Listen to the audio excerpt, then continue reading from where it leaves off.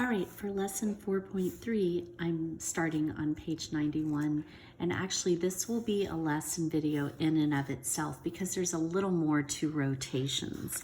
But our third rigid transformation, so rigid transformations maintain the size and shape of the image. The third rigid transformation is a rotation or a turn. We've looked previously at reflections or flips and translations or slides. Reflections had ordered pair rules that we used. With the translations, we created our own ordered pair rules based on the movement of the shape. And the rotations will also have ordered pair rules. So you're turning an object about a fixed point. So that point is called the center of rotation, and you rotate through an angle in a specific direction. So it might look something like this, where the length of my pen is the distance that the original point is from my center of rotation. In this case, it's the origin. And if I was to rotate it X number of degrees, the point itself is moving at the end of the pen. So when I stop, that point is still the same distance away from the center as it was initially, but it's rotated a certain number of degrees. And the fixed point is the vertex of that angle that is formed. So that's what's going on in a rotation. So there's some ordered pair rules for a rotation. If you flip over to page 96, I'd like to just mention one thing about the translations. We said that when you translate or slide something, you're doing it along a vector, but notice this notation. It's not parentheses, it's intentional that the numbers are written like such. This is called a component vector.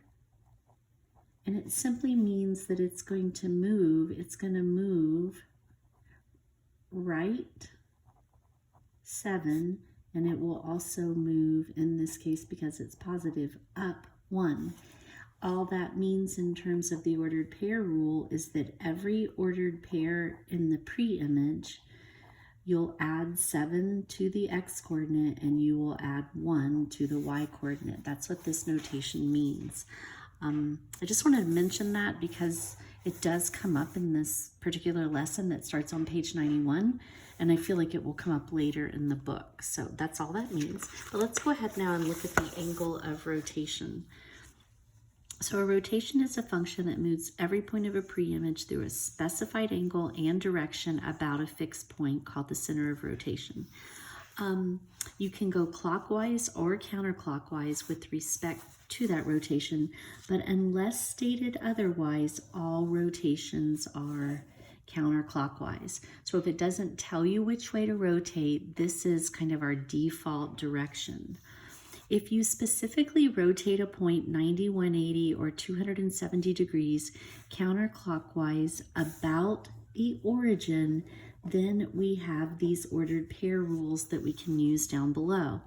So if you go 90 degrees counterclockwise and the origin is acting as your center, the ordered pair rule says to bring y to the front and switch the sign on the y, move x to the back and keep the sign the same.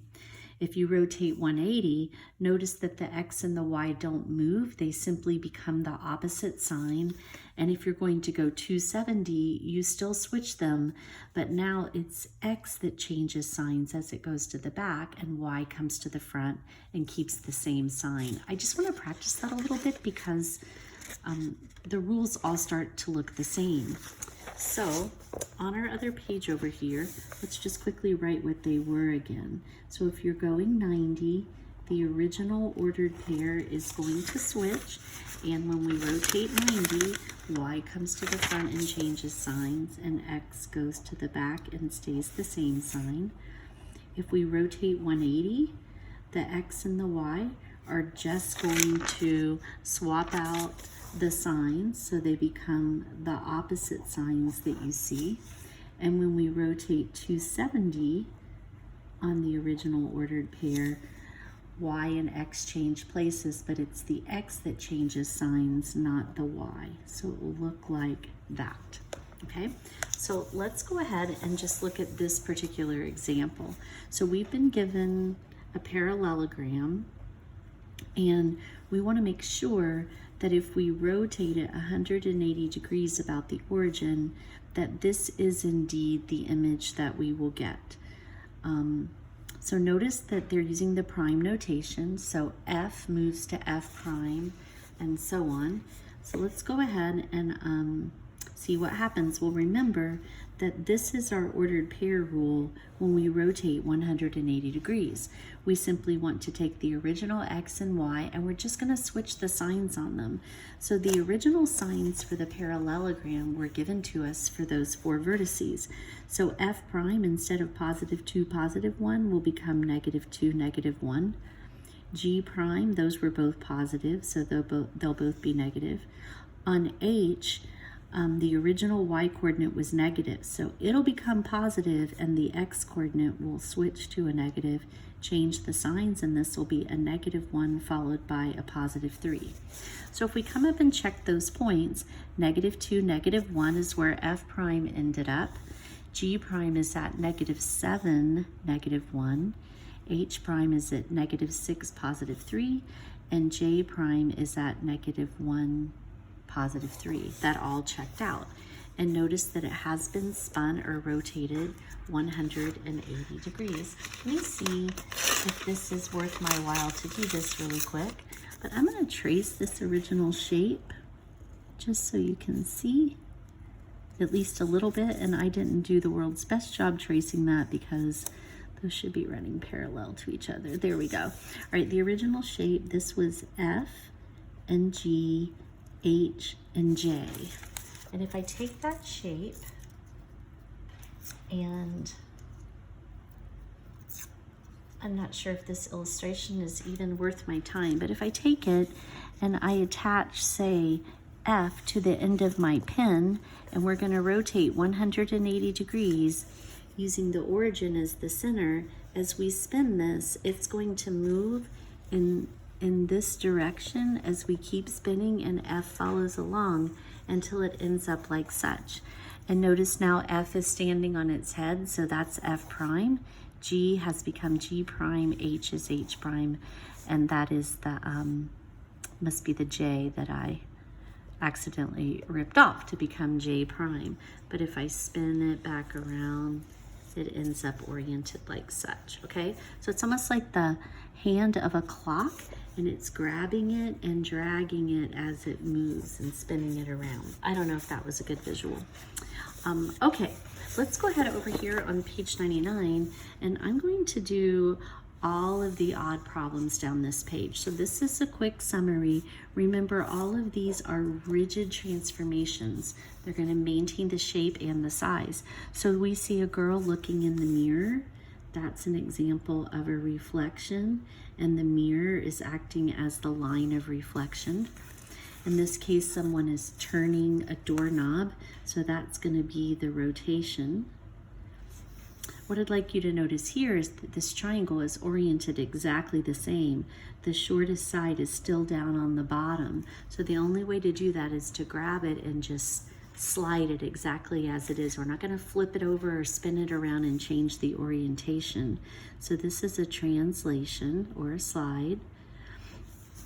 And then in this case, we're actually taking this figure and we are rotating it about the origin, and it's going to spin 90 degrees. So the blue could rotate around 90 degrees and then lock in the red position. I personally find rotations the most difficult to see, but it looks like it's gone 90 degrees. Let's do the red onto the blue because that's the counterclockwise direction that we want to go. If you're unsure, just take an ordered pair. This ordered pair is located at 3, 4. And what does the ordered pair rule say? If we want to rotate 90 degrees in the counterclockwise direction, we'll bring Y to the front and change the sign and just take X to the back. So if Y comes to the front, then it would become -4 and X goes to the back, +3. And sure enough, 1, 2, 3, 4, up 3, that's where this point moved when it was rotated 90 degrees. And you can check any other point and see that that was maintained, and that verifies it was specifically a 90-degree counterclockwise rotation if we're doing red to blue. It doesn't tell us which way we're going. All right, so we have a triangle, and we're going to take all three of these points and determine the coordinates of the new vertices. So we're going to reflect it in the x-axis.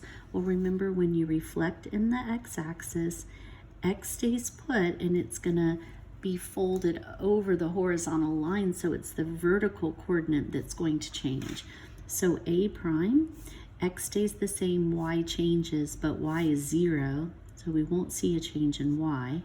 B prime, x stays the same, y changes signs, will be -1, -5, and C prime, x stays the same, y changes signs, will be 4, -3. If we translate along this vector, so that is the same as the ordered pair rule xy, where we're adding nothing to x, so x will stay the same, and that's a +2, so we'll increase each of those y coordinates by 2. So a prime, x stays the same, y grows by 2, will be 2, 2. B prime, keep the x, add 2, -1, 7. And then C prime, keep the x, add 2, so that will become 4, 5. When we rotate 180 degrees about the origin, the ordered pair rule was to switch the signs on both the x and the y. So this is the sign switcher. So a prime will become -2, 0. B prime will be at +1, -5. Each one will switch signs.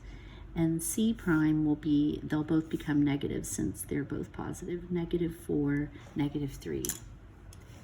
All right, turn the page. And let's look at, we'll just do 16 and we'll do 20. And then I'll have you try some of these. So we have a triangle, and again, we're coming up with the coordinates after each transformation. So we're reflecting in the y-axis. That's the one where it's going to fold across the vertical axis, so our left to right signs will change. So x will become the opposite sign, y will stay the same.